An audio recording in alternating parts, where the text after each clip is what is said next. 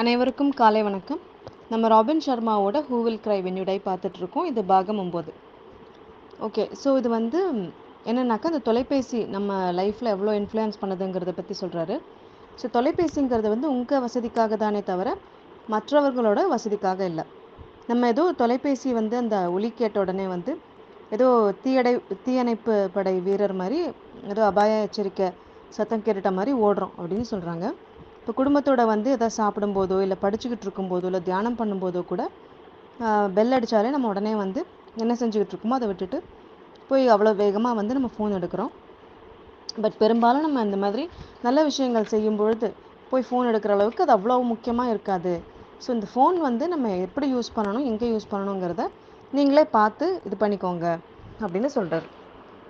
அடுத்த பாயிண்ட் அவர் என்ன சொல்கிறாருனாக்கா, உங்களுக்கு ஒரு பொழுதுபோக்கு அப்படின்னு ஒன்று இருக்குது அப்படின்னாக்கா அந்த பொழுதுபோக்கு உங்களை மேற்கொண்டு சோர்வு அடைய கூடாது. உங்களை ஆக்சுவலாக அது மோட்டிவேட்டும் எனர்ஜைஸும் பண்ணணும் அப்படின்னு சொல்கிறாரு. ஃபார் எக்ஸாம்பிள் ஒரு கடினமாக நம்ம உழைச்சிருக்கோம் ஒரு நாள், அப்புறம் நம்ம என்ன செய்கிறோம், மேற்கொண்டு போயிட்டு தொலைக்காட்சியில் 3 மணி நேரம் 4 மணி நேரம் டைம் ஸ்பெண்ட் பண்ணிவிட்டு அப்புறம் தூங்க போகிறோம். அப்போ நீங்கள் என்ன கவனிச்சிருக்கலாம்னா நமக்கு மேற்கொண்டு ஆக்சுவலாக சோர்வு தான் இருக்கும். ஸோ உண்மையான பொழுதுபோக்கில் நம்பிக்கையும் ஆறுதலும் இருக்கணும். ஃபார் எக்ஸாம்பிள் நீங்கள் நல்ல மியூசிக் பண்ணலாம், இல்லை நிறைய ஃபைன் ஆர்ட்ஸ் இருக்குது, யோகா பண்ணலாம். ஸோ இந்த மாதிரி நிறைய விஷயங்கள் இருக்குது. பார்க்கில் போயிட்டு இயற்கையோடு நம்ம நேச்சரோடு இருக்கலாம்.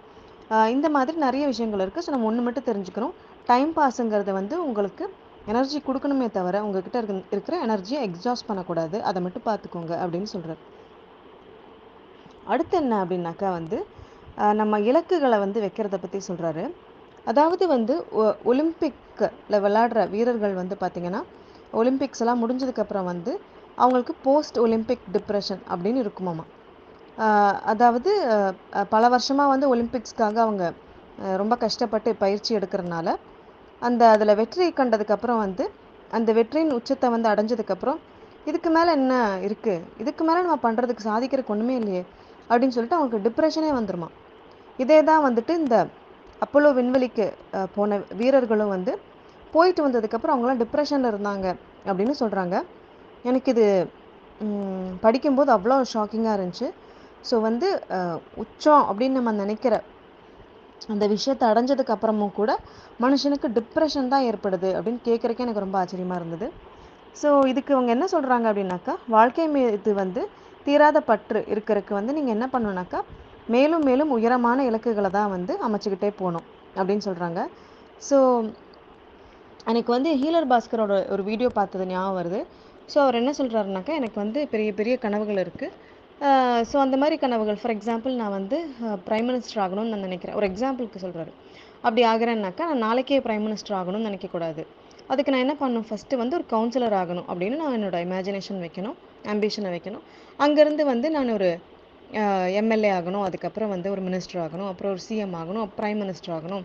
ஸோ என்னோடய பாஸ்வேர்டு கூட மினிஸ்டர், ப்ரைம் மினிஸ்டர் அப்படி நான் ஒவ்வொரு டைமுக்கு ஏற்றாப்புல நான் மாற்றுவேன் அப்படின்லாம் அவர் சொன்ன மாதிரி எனக்கு ஞாபகம் இருக்குது. ஸோ அந்த மாதிரியான விஷயம் தான் அந்த புக்கில் சொல்கிறாங்க. இன்ஃபேக்ட் நான் ஒரு ஆண்டர்ப்ரனர் ஒர்க் ஷாப் நான் அட்டன் பண்ணியிருந்தப்போ கூட இதே மாதிரி ஒரு விஷயம் சொன்ன மாதிரி ஞாபகம் இருக்குது.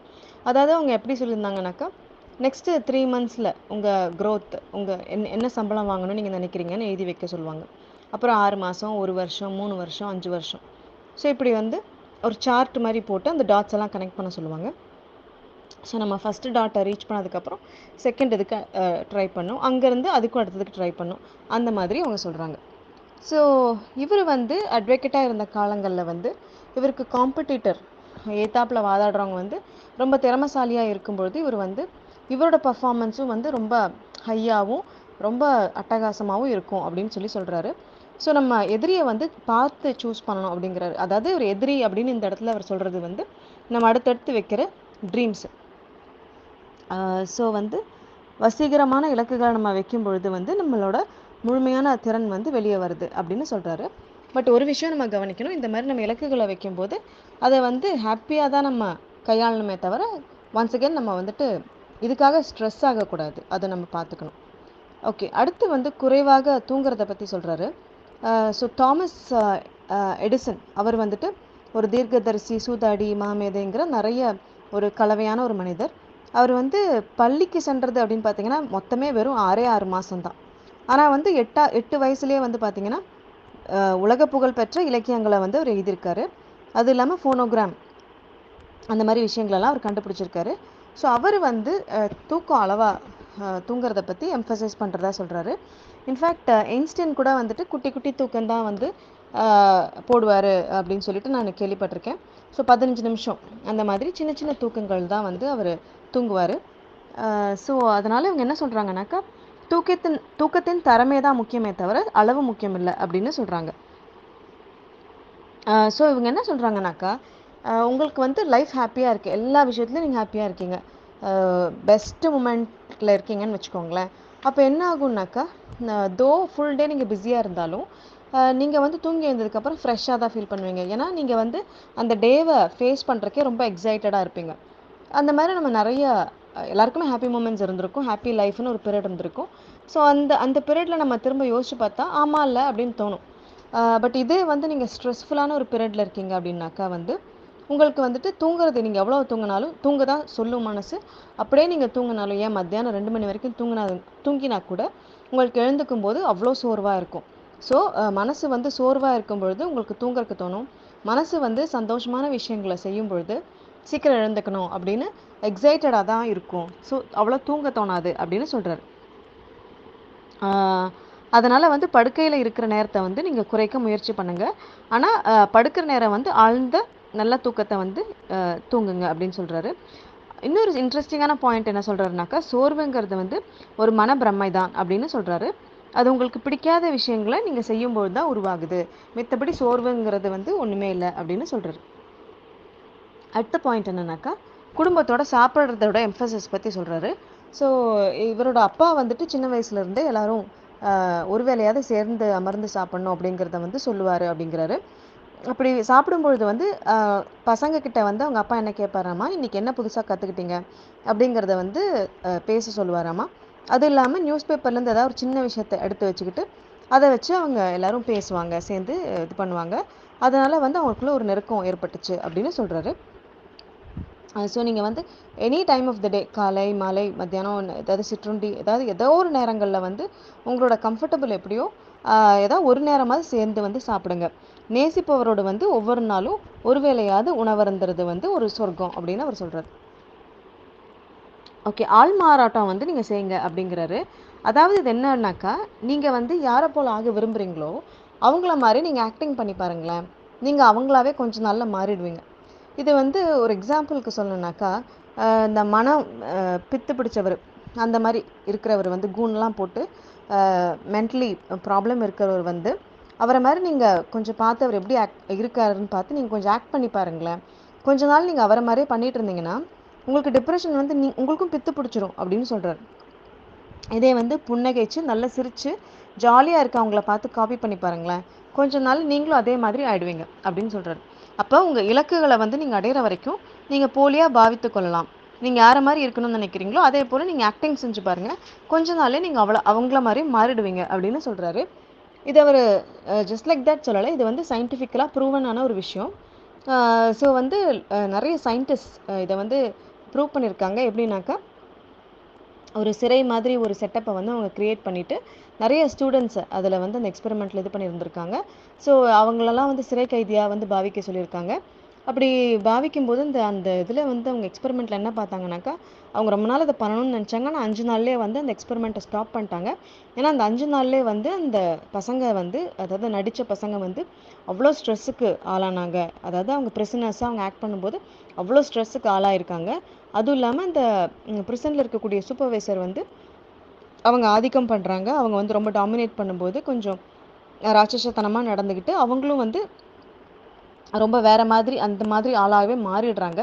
அதனால் 5th டேலே வந்து அவங்க அந்த எக்ஸ்பெரிமெண்ட்டை ஸ்டாப் பண்ணி யார் யார் எப்படி எப்படி ஆக்ட் பண்ணுறாங்களோ அவங்க அந்த மாதிரியாவே மாறிடுறாங்க அப்படிங்கிறத வந்து சயின்டிஃபிக்காகவே ப்ரூவ் பண்ணியிருக்காங்க. ஓகே, அடுத்த பாயிண்ட் என்னன்னாக்கா, பொது சொற்பொழிவை வந்து ஆற்றுறக்கு நம்ம எல்லாருமே பயிற்சி எடுக்கணும் அப்படின்னு சொல்கிறாரு. அதாவது ராபின் சர்மா பார்த்தீங்கன்னா வருடத்தில் வந்து 75 பெரிய மாநாடுகள்லையாவது வந்து பங்கேற்று சொற்பொழிவு வந்து கொடுக்குறாரு. ஸோ அவர் என்ன சொல்கிறாருன்னா, அவரோட ஸ்கூல் டைம்லையோ காலேஜ் டைம்லையோ வந்து அவர் பேசுறதுக்கு அவ்வளோ பயப்படுவாராமா. ஒரு சின்ன புக்கில் இருந்த விஷயத்த வந்து எடுத்து வாசி அப்படின்னு சொன்னால் கூட அவர் வந்து முடியாது அப்படின்னு சொல்லிடுவாராமா. இல்லைனா பயந்து இது பண்ணுவாராமா. ஏன்னா அவருக்கு பேசுறதுக்கே அவ்வளோ பயம். ஆனால் வந்து அவர் வேலை செய்கிற டைமில் வந்து டெல் கம்பெனியில் வந்து இந்த மாதிரி பேசுகிறதுக்கு பயிற்சி கொடுத்தாங்க, கம்பல்சரியாக கொடுக்கும்பொழுது அங்கே தான் என் லைஃப் மாறுச்சு அப்படின்னு சொல்கிறாரு. அவர் ஒரு ஜென்ரலான ஒரு விஷயம் சொல்கிறாரு, சாகிறத விட வந்து சபையோர் முன்னாடி பேசுறதுக்கு நிறைய பேர் பயப்படுறாங்க. பெரிய சபை முன்னாடி பேசுவதுங்கிறது வந்து அந்த பாதுகாப்பு வட்டத்திலிருந்து நம்மளை வெளியே வர செய்து நமக்கு வந்து முற்றிலும் ஒரு வித்தியாசமான அனுபவத்தை வந்து கொடுக்குது. ஸோ அதனால் வந்து எல்லாருமே வந்து இதை ட்ரை பண்ணுங்க அப்படின்னு சொல்கிறாரு. இப்போ நீங்கள் அந்த மாதிரி பேசுறதுக்கு முடிவு பண்ணிட்டீங்கன்னா வந்து கண்டிப்பாக உங்களால் நல்லா பேச முடியும். அதுக்கு வந்து உங்ககிட்ட 2 விஷயம் மட்டும் இருக்கணும். ஒன்று வந்து முன்னேற்பாடு, இன்னொன்று வந்து பயிற்சி அப்படின்னு சொல்கிறாரு. அடுத்த பாயிண்ட் என்னன்னாக்கா, சிறிய சிந்தனைகளை வந்து சிந்திக்காதீங்க, எப்போவுமே உங்களோட எண்ணங்களில் வந்து மகத்துவம் இருக்கட்டும் அப்படின்னு சொல்கிறாரு. மகத்தான எண்ணங்களை வந்து எப்போவுமே வச்சுருங்க. ஏன்னா வந்து நீங்கள் நினச்சா கூட உங்கள் சிந்தனைகளுக்கு அப்பால் வந்து உங்களால் உயரே வந்து செல்ல முடியாது அப்படின்னு சொல்கிறாரு.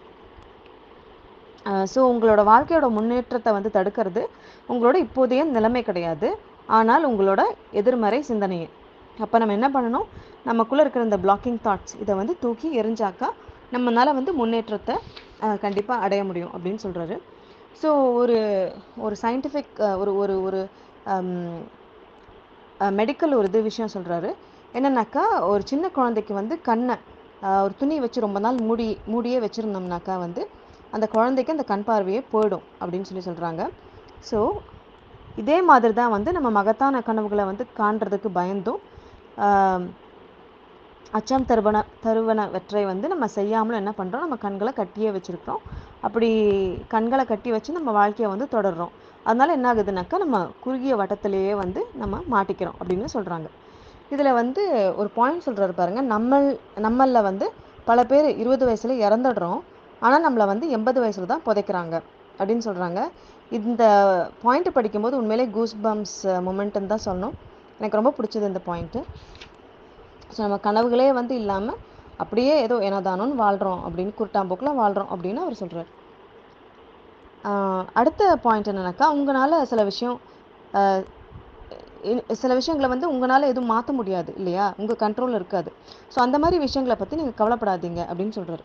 ஸோ இவரோட டெய்லி ப்ரேயரை எப்படி இருக்கும் அப்படின்னாக்கா வந்து, மாற்ற முடியாததை வந்து அமைதியோடு ஏற்றுக்கொள்கிற பக்குவம் எனக்கு வந்து கொடுங்க கடவுளே, அதே மாதிரி மாற்றக்கூடியதை வந்து துணிவாக செய்கிறதுக்கு எனக்கு வந்து தைரியத்தை கொடுங்க, அதே மாதிரி எது மாற்றக்கூடியது எது மாற்ற முடியாதது அப்படிங்கிறத வந்து பிரித்து பார்க்குற ஞானத்தை எனக்கு கொடுங்க அப்படின்னு சொல்லி கடவுள்கிட்ட வேண்டுவேன் அப்படின்றாரு. இவர் ஒரு ஸ்டாட்டிஸ்டிக் சொல்கிறாரு பாருங்க, நம்ம கவலையில் வந்து 56% அநேகமாக நிகழாது அப்படிங்கிறாரு. 26% வந்து மாற்ற முடியாத கடந்த கால விஷயம் அப்படிங்கிறாரு. 8% வந்து நம்மளை பாதிக்காத மித்தவங்களோட கருத்து. 4% வந்து நம்ம ஆரோக்கியம் சார்ந்து நம்ம கவலைப்படுறோம். 6% மட்டும்தான் பாசிட்டிவான தாட்ஸ் இருக்குது. மீதி 94மே வந்து குப்பையான தாட்ஸு, நடக்காத தாட்ஸு அப்படின்னு அவர் சொல்கிறார். ஓகே, கடைசி பாயிண்ட் 90வது பாயிண்ட் என்னன்னாக்கா, இவரோட அப்பா வந்து இவருக்கு ஒரு புக்கு ப்ரெசென்ட் பண்ணதாக சொல்கிறாரு. அது வந்து 1946 எழுதின ஒரு புக்கு, வாழ்க்கையிலிருந்து மிக அதிகமாக பெறுவது அப்படிங்கிற அந்த புக்கு. ஸோ இந்த புக்கு வந்து ரொம்ப ரொம்ப ரொம்ப நல்ல புக்கு, கண்டிப்பாக எல்லோரும் படிக்கணும் அப்படின்றாரு. ஸோ இந்த புக்கில் வந்து நீண்ட நாள் வாழ்வதற்கான திட்டம் அதெல்லாம் எப்படின்னு சொல்லி கொடுத்துருக்காங்க. அதே மாதிரி ஒரு நாளில் 24 மணி நேரம் எப்படி வாழ்கிறது, 24 மணி நேரமும் எப்படி வாழ்கிறது அப்படிங்கிறத சொல்லியிருக்காங்க அப்படின்னு சொல்கிறாங்க. அப்புறம் இதில் வந்து ஒரு பர்டிகுலரான சாப்டரை பற்றி இவர் சொல்கிறாரு. அதாவது நடைப்பயிற்சி பண்ணுறது எப்படி அப்படின்னு இந்த புக்கில் கொடுத்துருக்காங்க. ஸோ நடைப்பயிற்சி வந்து பண்ணும்பொழுது அது ஒரு காரணத்தோடு பண்ணக்கூடாது. அதாவது நான் வந்து ஒரு 300 கேலரி பர்ன் பண்ணணும் அப்படின்னு நான் ஒரு இன்டென்ஷனை செட் பண்ணிவிட்டு நான் நடக்கக்கூடாது. இலக்குன்னு ஒன்று இல்லாமல் நடக்கும்போது அதோட அழகே வந்து தனி அப்படிங்கிறாரு. அதே போல் நடக்க ஆரம்பிக்கும் போது நமக்கு ஏதாவது கவலைகள் இருக்குன்னாக்கா அதை எடுத்துகிட்டு போகக்கூடாது, அதை வீட்டிலே வச்சுட்டு போயிடணும் அந்த கவலையை அப்படிங்கிறாரு. ஏன்னா நம்ம கவலையை எடுத்துகிட்டு நம்ம வந்துட்டு நடைப்பயிற்சி செய்யும் பொழுது அது வந்து நமக்குள்ளே, ஏன்னா நம்ம கண்டிப்பாக நம்மளையும் அறியாமல் அதை பற்றி யோசிப்போம். அப்போ நம்ம மனசில் வந்து அது ஆழ்ந்து வேரூன்றிடும். அப்போ கவலைன்னு ஒன்று இருந்தால் வீட்டில் வச்சுட்டு அதுக்கப்புறம் நடக்க போங்க அப்படின்னு சொல்கிறாரு. 3வது என்ன சொல்கிறாருனாக்கா, கொஞ்சம் விழிப்புணர்வோடு நடங்க. சுற்றி வந்து உங்களை சுற்றி மலர்கள் இருக்கும், சன்செட் நடக்கும், மனுஷங்க நடந்து போயிட்டு இருப்பாங்க, பேர்ட்ஸ் இருக்கும். அதெல்லாம் வந்து பார்த்து ரசிங்க, குழந்தைங்களெல்லாம் பார்த்து ரசிங்க. இதுதான் நீங்கள் நடைப்பயிற்சியில் பண்ணணும், உங்களையே நீங்கள் மறந்துடணும் அப்படிங்கிற மாதிரி சொல்கிறாரு. ஸோ இன்றைக்கி 10 பாயிண்ட்ஸ் பார்த்துட்டோம் மாஸ்டர்ஸ். இது கண்டிப்பாக நீங்கள் என்ஜாய் பண்ணியிருப்பீங்கன்னு நான் நினைக்கிறேன். இதை நம்ம நாளைக்கு கண்டினியூ பண்ணலாம். ஸோ நாளையோட இது வந்து இந்த புக்கை நம்ம புக் ரீடிங்கை நம்ம முடிப்போம். So thank you so much master.